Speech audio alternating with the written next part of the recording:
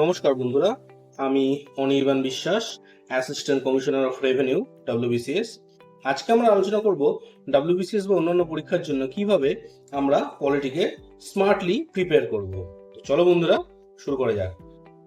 প্রথমে একটা বিষয় পরিষ্কার করে দিই যে WBCS বা অন্য যে কোনো পরীক্ষায় পলিটি মানে হচ্ছে কিন্তু ভারতের সংবিধান, অর্থাৎ ইন্ডিয়ান কনস্টিটিউশন। এটা কিন্তু পলিটিক্যাল সায়েন্স কিন্তু নয়। এবং এই বিষয়টি থেকে প্রশ্ন আসে প্রিলিমস এবং মেন্স দুটো পর্যায়ে, তাই একসাথে প্রস্তুতি নেওয়াটাই হচ্ছে যুক্তিসঙ্গত। নেক্সট হচ্ছে আমাদের এম লক্ষ্মীকান্ত, যেটাকে পলিটির বাইবেল বলা হয়। এই বইটা পড়লে আর অন্য কোনো বই পড়ার কোনো রকম প্রয়োজনই নেই এবং এটাই হচ্ছে বেস্ট বই।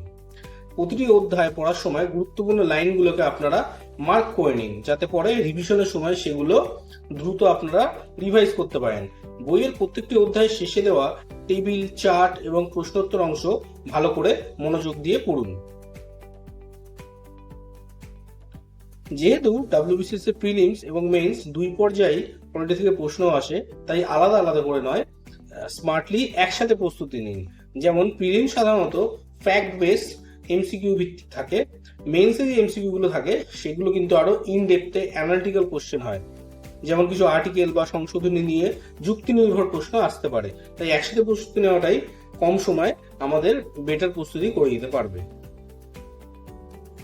এরপর হচ্ছে বন্ধুরা PYQ অ্যানালিসিস।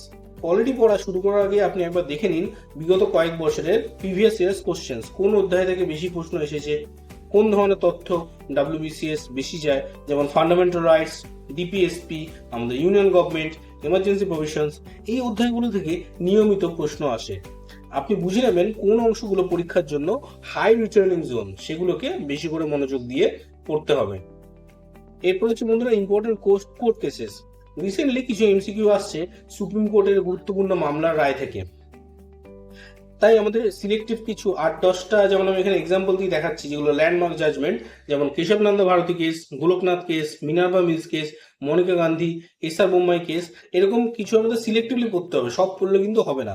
সংবিধানের মৌলিক কাঠামো বুঝতে এগুলো খুবই সহায়ক। এরপর হচ্ছে কিছু ইম্পর্টেন্ট অ্যামেন্ডমেন্টস। সংশোধনী সংখ্যা অনেক, তবে সব মুখস্থ করার প্রয়োজন নেই।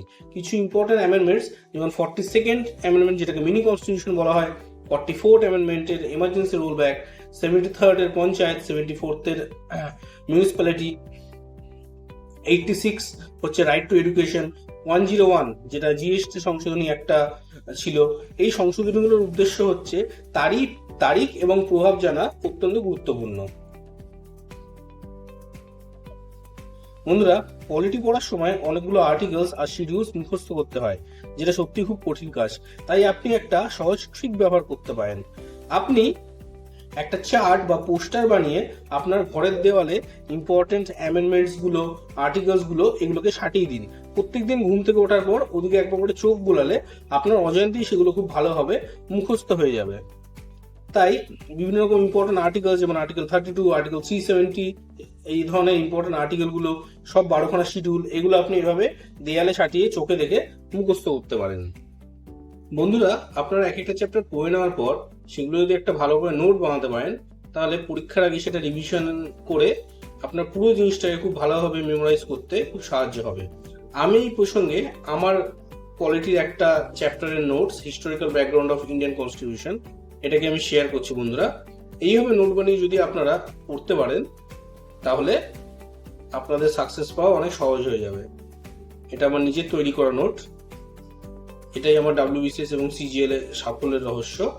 এটা আমি ইংরেজি এবং বাংলা দুটোতেই বানিয়েছিলাম। আপনারা একবার এটাকে পজ করে করে দেখে নেবেন বন্ধুরা। আমি তাড়াতাড়ি করে স্ক্রল করে দেখিয়ে দিচ্ছি।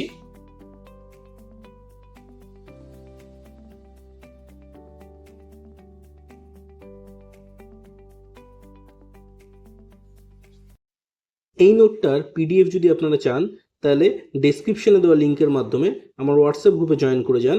আজ রাতে আমি PDFটা গ্রুপে দিয়ে দেবো। আমার অ্যাচিভ 360 ব্যাচ স্টার্ট হচ্ছে, যেখানে পশ্চিমবঙ্গে প্রথমবার আমি একজন WBCS গ্রুপ এ অফিসার সমস্ত সাবজেক্টস লাইভ পড়াবো।